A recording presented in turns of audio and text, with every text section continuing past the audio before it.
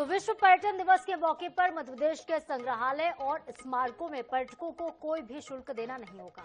प्रदेश के सभी संग्रहालय और स्मारकों की सैर सैलानी अब बगैर शुल्क के कर सकेंगे। प्रदेश के पर्यटन राज्य मंत्री धर्मेंद्र लोधी ने प्रदेशवासियों को बधाई दी। उन्होंने कहा, मुख्यमंत्री डॉक्टर मोहन यादव के नेतृत्व में प्रदेश नया इतिहास लिख रहा, नई इबारत लिख रहा है। मध्य प्रदेश देश का दिल है। प्रदेश देश का हृदय प्रदेश है। यहाँ पर्यटन की अनंत संभावनाएं हैं। हमारा प्रदेश सांस्कृतिक, ऐतिहासिक एवं पर्यटन दृष्टि से अत्यंत समृद्धशाली प्रदेश है।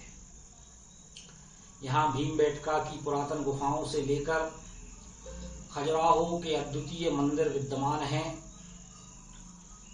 मध्य प्रदेश में सर्वाधिक राष्ट्रीय उद्यान और अभ्यारण्य हैं तथा पर्यटन की दृष्टि से अनेक प्राकृतिक एवं मनोरम दृश्य पर्यटकों को आकर्षित करते हैं।